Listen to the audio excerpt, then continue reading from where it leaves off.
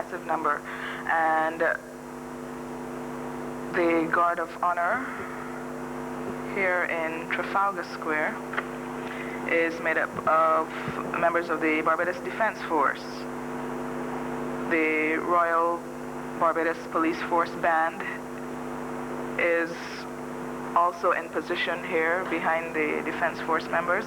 And as you would have seen, members of uniformed organizations, the St. John Ambulance Brigade and members of other uniformed youth groups are here as well, members of the Boy Scouts. Well, these scouts have been here very early this morning as well. As early as 7:45, some of them could have been seen making their way towards the public buildings yard. A full detachment of members of the Royal Barbados Police Force, but everything has been very peaceful. There's been no problems whatsoever thus far. The crowd is there, but the crowd is very, very orderly, and we're not finding any problems. The policemen are doing their duties efficiently, but nevertheless, there are no suggestions of any harsh treatment or anything of the sort. Members of the Girl Guides here in view, and the Queen herself was a Girl Guide, so I'm sure they feel a special attachment to the monarch.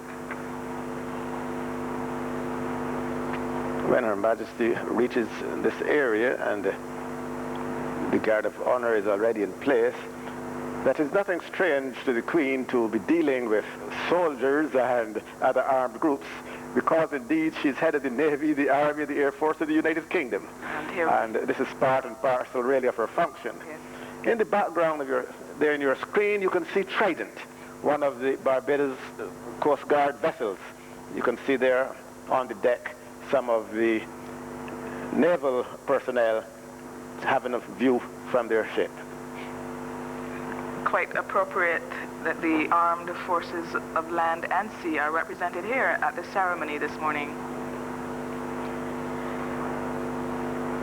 And Barbadians from all walks of life are here to view this event this morning, keeping in touch. The young and the old, little children, and of course the St. John Ambulance Brigade, they're here waiting. We hope they wouldn't have to be pressed into action, but as always, they're prepared. This is just a close-up of some of the crowd which is waiting for the important moment. Also among the crowd are visitors to the island, not only the press corps, but there are some tourists who have been around again over an hour ago trying to get a glimpse of what is going on this morning.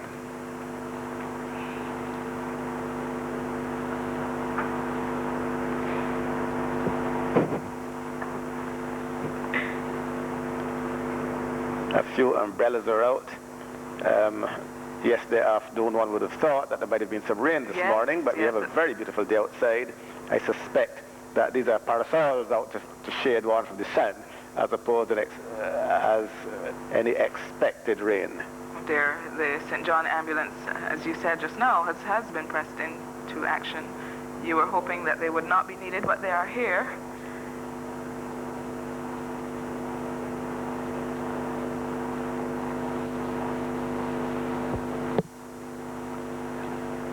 As Her Majesty arrives, she'll be escorted into the Senate chamber. On this occasion, there will not be a throne speech. There will be two addresses of welcome by the presiding officers of Parliament. That is, the President of the Senate and the Speaker of the House of Assembly. Parliament was not dissolved. This is not a new session of Parliament. This is just an address as opposed to a throne speech. The throne speech is when the sovereign or her representative, the Governor General, outlines the policy of the government at the beginning of a session. And here we see the crowd assembled in the Senate chamber, a very recently renovated Senate chamber. The Queen and the Duke of Edinburgh and other members of the royal party have left Government House for the Parliament buildings. They're traveling by way of Belmont Road, St. Michael's Row, Bridge Street, Probin Street, Bay Street, the Chamberlain Bridge, and on to Trafalgar Square.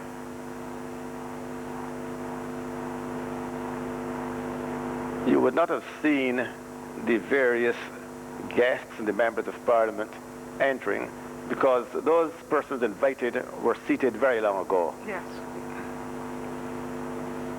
And here are the outriders and a police vehicle just crossing the bridge and entering the Parliament yards.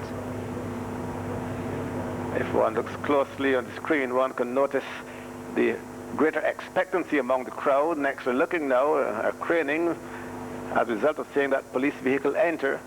It would seem as though everyone is expecting that the royal party will soon be here. But so far, the group is not yet in sight, but I'm sure it's just a matter of a few minutes now before we see Her Majesty the Queen and her party arrive.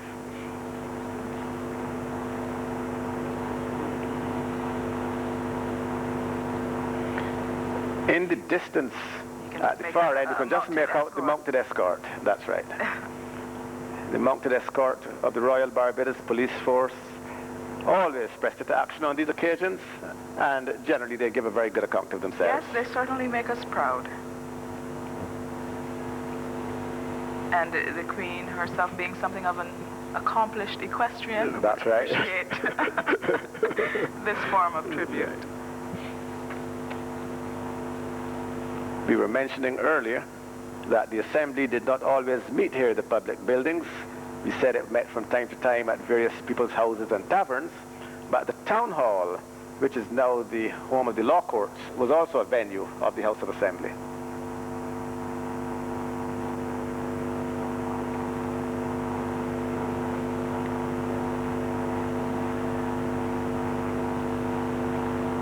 Prime Minister Sandiford, the Cabinet Secretary,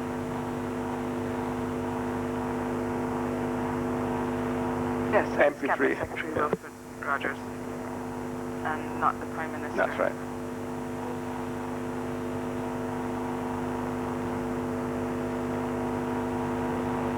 The mounted escort is now in full view.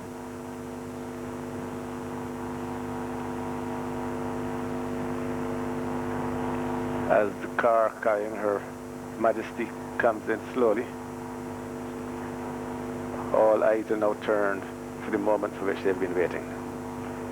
You can see on your screen the onlookers wave as the car enters the public buildings yard. Still a great deal of regard for the monarch here in Barbados.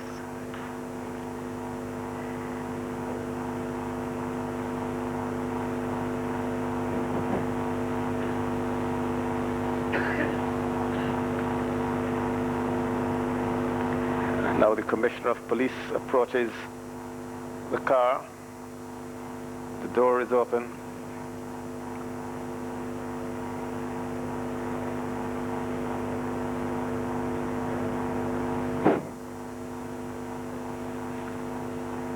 The view was somewhat blocked by yes, photographers moving forward as the Queen left the car. Your view would have been somewhat blocked there, but what is happening at this stage? She is now being met at the entrance of Parliament by the presiding officers of Parliament. That is by the Speaker, Mr. Lawson Weeks, and by the President of the Senate, Sir Frank Walcott.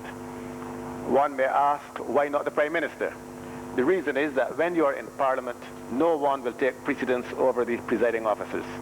In the Senate, the President is in charge of the Senate, the Speaker is in charge of the House of Assembly, and they take precedence. And in the Westminster parliamentary system, the Speaker has a special role. In fact, is designated the first commoner of the realm.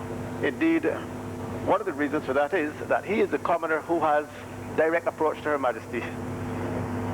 This may seem to be of just ceremonial importance now, but it had true significant value several years ago. Indeed, in England, it was the Speaker who claimed the rights and privileges of Parliament.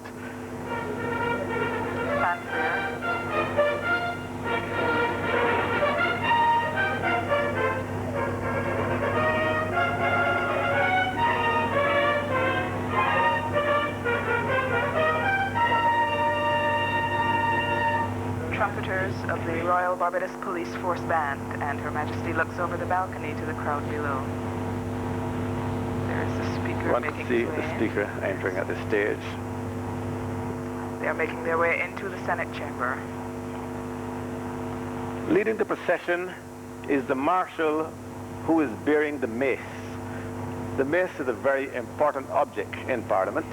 Indeed, if the mace is not in position, no business of Parliament can go on. During the reign of King Charles of England, on one occasion, he marched his soldiers into Parliament and grabbed the mace, hoping to bring an end to Parliament. Indeed, we had something somewhat similar in Barbados some years ago, when a member removed the mace from its position and thus prevented further debate. Prince Philip and Her Majesty are now seated.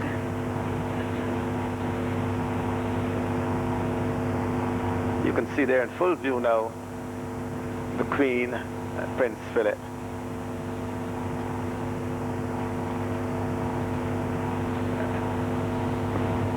And shortly, the official Most proceedings will gracious begin. Sovereign, members of the Senate are honored Prince Philip and has delighted by accompanied your the Queen on Majesty's all of her presence visits here to in Barbados, our chamber today. and indeed on all of Accordingly, the state visits. We, together with the House of Assembly, welcome this historic opportunity We will have to wait to celebrate see, or to hear the 350 contents years of the Queen of the Queen's establishment speech. If this of were a Parliament speech of from the Barbados. throne, it would have been a speech outlining the Majesty government's program, enjoys and a that speech position would have been written of singular preeminence among heads of state in the world. In addition to being Queen of 17 sovereign realms, Your Majesty is also the revered head of a world commonwealth of nearly 1/3 of the independent states of the globe. This unique experience has given to Your Majesty a clear understanding of and deep sympathy with the problems of many peoples and cultures, and most particularly of those in the developing world. This historic occasion, ma'am, calls to mind the origins of elected institutions in our island as conceived by a small group of Englishmen who settled here. It does not mark the beginning of what has now become our constitutional democracy, although in a sense there is an important link between both. For almost 3 centuries, this representative system flourished among a small section of the island's people, while the majority of the inhabitants, mostly black, were excluded through slavery from the enjoyment of that progress which self-government encourages. From that deep understanding of the historical process with which Your Majesty is familiar, it is not difficult to see that the exclusion of a large number of people from their proper role in parliamentary institutions inhibits the rapid and peaceful development of a whole society. 11 years before the establishment of our Parliament, the English Parliament went into its long night, but not before the House of Lords had petitioned King Charles I to take Your Majesty's government out of that sphere which is above the law into that sphere which the law is above. It is this concept of the rule of law working through the establishment of representative institutions which we are greatly privileged to celebrate today in the gracious presence of Your Majesty.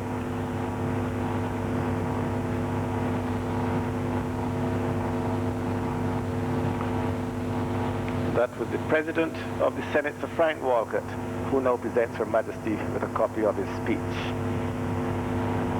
He now takes leave. The next speaker will be the Speaker of the House of Assembly, Mr. Lawson Weeks. Sir Frank will now address May it the please Your assembled Majesty. company here. We have come together today